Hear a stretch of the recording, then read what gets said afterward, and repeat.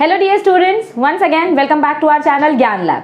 बहुत सारे बच्चों के दिमाग में ये कंफ्यूजन चल रहा है कि मैम जो बीएससी का रजिस्ट्रेशन प्रोसेस चालू है, बीएससी के एडमिशन्स चालू हैं, ये ऑलरेडी कॉलेजेस में चालू हो चुके हैं, लेकिन हमारी एमएसटी सीईटी की एग्जाम तो अब तक हुई नहीं है।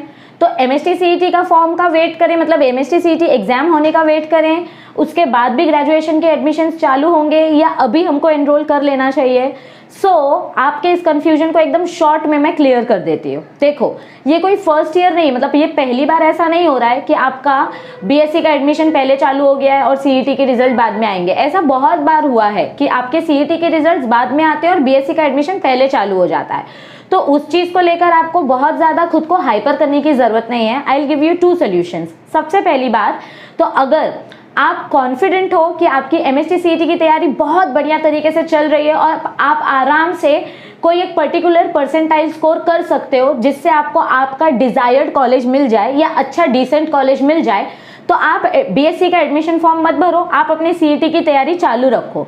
लेकिन अगर आपको जरा सा भी ऐसा डाउट है, देखो जब आप इंजीनियरिंग के लिए प्रिपेयर कर रहे हो या फार्मेसी के लिए प्रिपेयर कर रहे हो या नीट या नाटा किसी भी एग्जाम के लिए जब आप प्रिपेयर करते हो, तो आप पहले से अपने दिमाग में कोई कॉलेज गोल ऐसे टारगेट रखते हो कि मुझे वीजीटीआई में जाना है, मुझे सीओईपी में जाना है, मुझे आईसीटी में जाना है, मुझे बॉम्बे कॉलेज ऑफ फार्मेसी में जाना है। ये अपने दिमाग में कुछ लिस्ट रेडी रहती है, तो हमको उसका कट ऑफ भी पता होता है कि कौन से कॉलेज का क्या कट ऑफ है, और उस हिसाब से हम खुद को एनालाइज करते हैं कि क्या मैं उतने मार्क्स ला पाऊंगा सीईटी के फर्स्ट अटेम्प्ट में। तो अगर आपको श्योरिटी है कि हाँ आप उतना ला सकते हो, आप उतने मॉक टेस्ट दे रहे हो, आपका परफॉर्मेंस अच्छा चल रहा है, तो बेझिझक होके आप सीईटी की प्रिपरेशन करो और बीएससी में एडमिशन मत लो।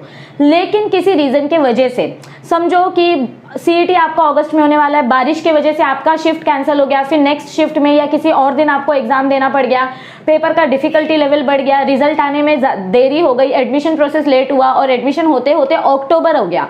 तो ऐसे में अगर आपको ये डर है कि आप बाकी बच्चों से पीछे रह जाओगे या आपका एकेडमिक ईयर लेट स्टार्ट होगा या आपको रिस्क नहीं लेना है, बिल्कुल रिस्क नहीं लेने का है रे बाबा, तो आप अपना ईयर सिक्योर करने के लिए एडमिशन प्रोसेस बीएससी का जो है उसमें खुद को एनरोल कर लो। अब बीएससी के भी 2 एडमिशन प्रोसेस होते हैं। एक तो मुंबई यूनिवर्सिटी का रजिस्ट्रेशन सबको कंपलसरी करना है, चाहे आप किसी दूसरे कॉलेज में एडमिशन लो या जहां से आपने 11-12 किया है खुद के इन हाउस कॉलेज में जाओ। सो मुंबई यूनिवर्सिटी का रजिस्ट्रेशन सबको करना पड़ेगा, और जो बच्चा जिस यूनिवर्सिटी को बिलोंग करता है उनको अपनी अपनी यूनिवर्सिटी का रजिस्ट्रेशन कंपलसरी करना पड़ेगा, चाहे पुणे, नागपुर, जहां के भी आप हो। तो पहले आपका यूनिवर्सिटी रजिस्ट्रेशन होता है, प्री एडमिशन रजिस्ट्रेशन होता है, और फिर उसके बाद आपको हर एक कॉलेज का इंडिविजुअल फॉर्म भरना पड़ता है। अब कुछ कॉलेज वाले जो हैं वो लोग ऑफलाइन फॉर्म देते हैं 100 रुपए का, 150 रुपए का, तो आप उनका कॉलेज में जाके ऑफलाइन फॉर्म भरो। कुछ कॉलेजेस ऑनलाइन फॉर्म भरवाते हैं और ऑनलाइन पेमेंट करने बोलते हैं। अब समझो माइक्रोबायोलॉजी के लिए आपको अपीयर करना है, तो आप पहले मुंबई यूनिवर्सिटी का या पुणे या जो भी आपकी यूनिवर्सिटी है उसका रजिस्ट्रेशन फॉर्म भरो। आपको वेबसाइट्स दी गई हैं, जैसे मुंबई यूनिवर्सिटी की वेबसाइट है mu.ac.in, तो आप रजिस्ट्रेशन प्रोसेस कंप्लीट करो और फिर जितने भी कॉलेजेस हैं जहां जहां आपको माइक्रोबायोलॉजी के लिए एडमिशन चाहिए उन कॉलेजेस का आप इंडिविजुअल फॉर्म भरो। एक लिस्ट में सारे कॉलेज का फॉर्म नहीं भरा जाता है, आपको हर एक कॉलेज का फॉर्म सिंगल इंडिविजुअली भरना पड़ता है। जैसे मुंबई में जो बच्चे हैं, समझो खालसा कॉलेज है, रुइया कॉलेज है, रूपारेल कॉलेज है, जेवियर्स कॉलेज है, ऐसे अगर आपको हर एक कॉलेज का फॉर्म भरना है तो आपको 4 फॉर्म भरने पड़ेंगे, मतलब हर एक कॉलेज के एक फॉर्म।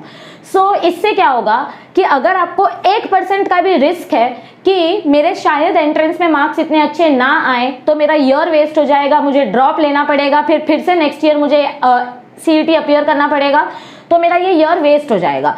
उन बच्चों के लिए ये मेरा जेन्युइन सजेशन है कि प्लीज अपना ईयर रिस्क में मत डालो और बीएससी के लिए एनरोल कर लो।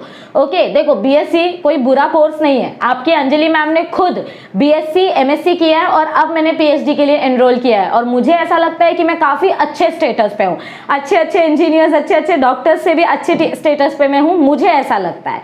मैं आपको ये समझाने की कोशिश कर रही हूँ, मैं खुद की वाहवाही नहीं कर रही हूँ, मैं आपको ये समझाने की कोशिश कर रही हूँ कि कोई भी कोर्स छोटा नहीं होता। इधर उधर की रिश्तेदारों की बातें तो पहली बात सुनो मत कि अरे तू बीएससी करेगा, अरे इंजीनियरिंग कर। पैसा अपने को भरने का है, लायकी अपने को अपनी पता है कि अपन अपना एंट्रेंस क्रैक कर सकते हैं कि नहीं कर सकते। 4 लोग बोलने वाले बोलेंगे, डिसीजन आपका होना चाहिए और आपकी फैमिली का होना चाहिए, ना कि पास पड़ोस के भैया दीदी और बाबू का, ठीक है। मेरा यही सजेशन रहेगा, if you don't want to take any risk, BSc का एडमिशन फॉर्म भर के रखो, क्योंकि सबसे अच्छी बात यह है कि आपको आपका फीस रिफंड मिल जाता है। आपके पास टाइम बहुत कम बचा है, 20 या 22 जून जो भी है, आपका बीएससी एडमिशन का जो डेट है वो खत्म हो जाएगा।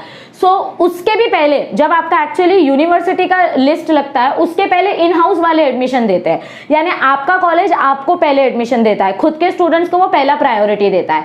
सबसे पहले आप अपना बीएससी का एडमिशन सिक्योर करो। रिफंड के बारे में पूछने के लिए आप एक बार कॉलेजेस में जाके पूछ के आओ कि मैम हम सीईटी के रिजल्ट के लिए वेट कर रहे हैं, तो अगर मेरा सीईटी में अच्छा कॉलेज लगा तो मुझे बीएससी का कितना फीस रिफंड मिलेगा।